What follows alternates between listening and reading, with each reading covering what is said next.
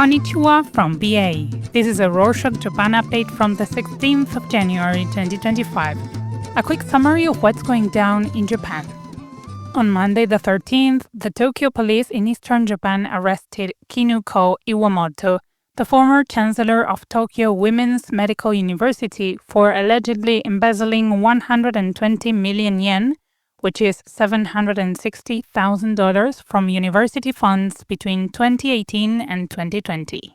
She originally said that the funds were consulting fees to a registered architect for the construction of new campus buildings. However, the architect didn't actually do any work. Instead, the architect sent 2/3 of the money back to Iwamoto. The police searched her home and other locations and found 200 million yen, which is over $1 million, and 10 kilograms of gold ingots. The police are still investigating other possible frauds at the university, including fake salary payments and preferential admissions. A third-party panel's report in August 2024 talked about the possible embezzlement and criticized Iwamoto's financial conduct. The university fired Iwamoto from all university roles that same month. Shinji Ishimaru, the runner-up in Tokyo's 2023 gubernatorial election and former Akitakata mayor, said on Wednesday the 15th that he created a new regional political party called the Path of Rebirth, or Saisei no Michi in Japanese.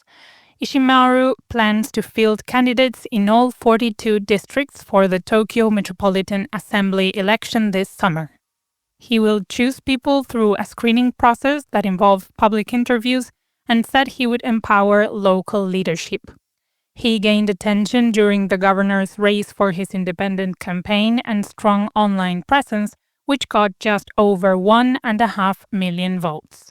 While he will not run for an assembly seat, he will lead the party and may consider another gubernatorial bid in the future.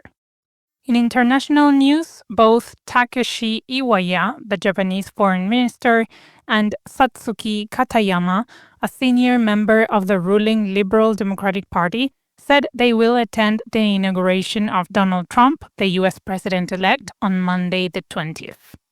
Trump's team invited Iwaya as a high-ranking official from one of the U.S.'s allies.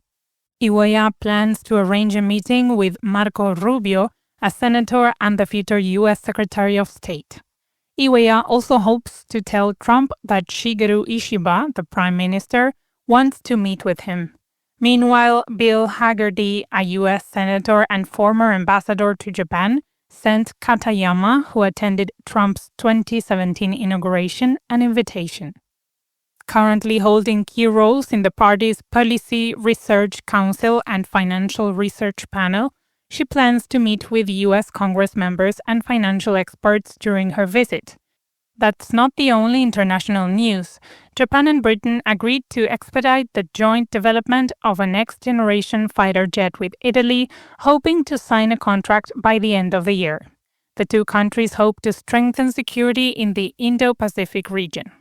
Foreign women working in Japan as technical intern trainees often face maternity harassment, where companies fire employees who become pregnant or force them to go back to their home country. Jiho Yoshimizu, author of If You Get Pregnant, Sayonara, and head of a support group for Vietnamese residents, talked about these injustices worsened by labor shortages and employers' reluctance to give maternity leave. Despite legal protections under Japan's Equal Employment Opportunity Law, many foreign workers either don't know their rights or face language barriers in getting support. Yoshimizu's group, which created a labor union in 2022, has supported 153 women since 2020, helping them retain jobs after maternity leave. The Japanese government plans to replace the internship program by 2027, but Yoshimizu warns bigger changes are needed to ensure the humane treatment of foreign workers.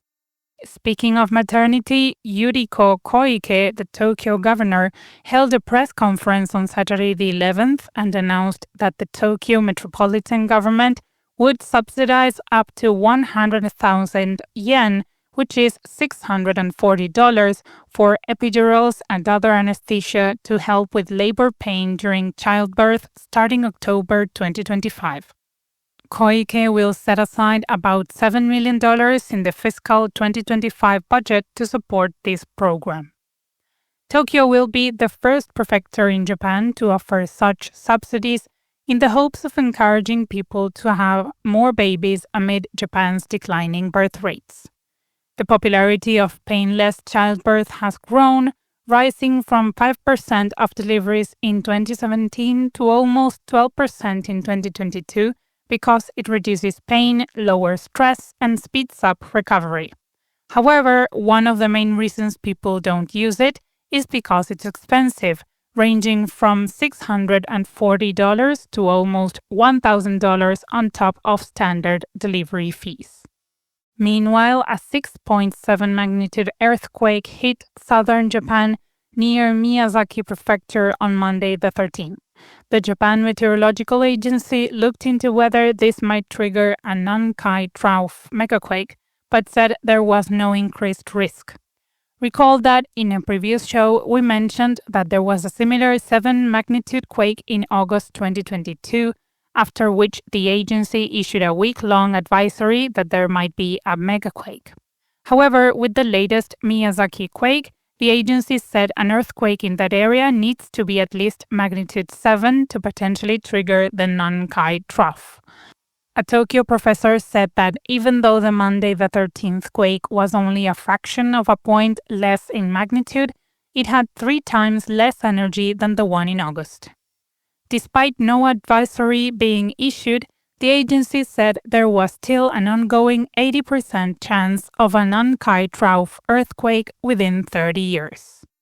In an update to a story from a previous show, U.S. company Rising Sun Management sent a letter to Fuji Media Holdings, a Japanese broadcasting company, on Tuesday the 14th.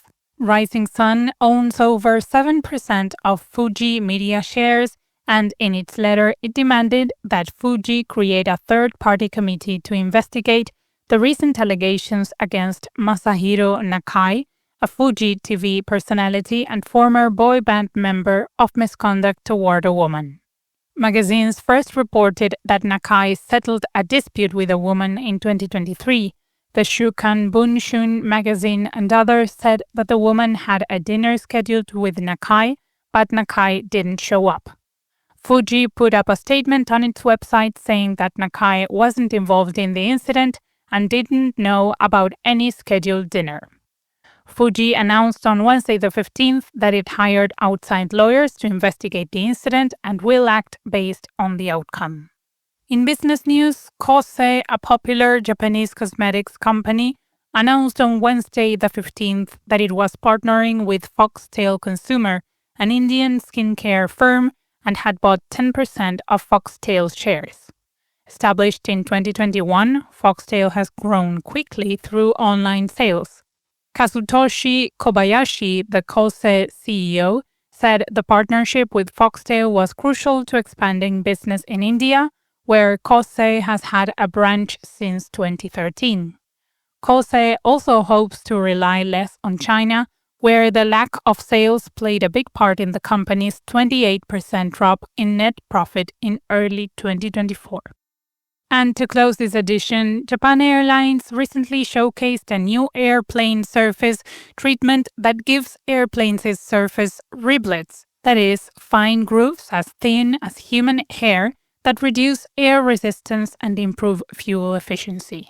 Developed with Japan's Space Agency and other partners since 2022, the riblets cover about 20% of the plane's surface and have shown potential to save 119 tons of fuel annually on routes between Japan and Germany. The planes will begin European service this month.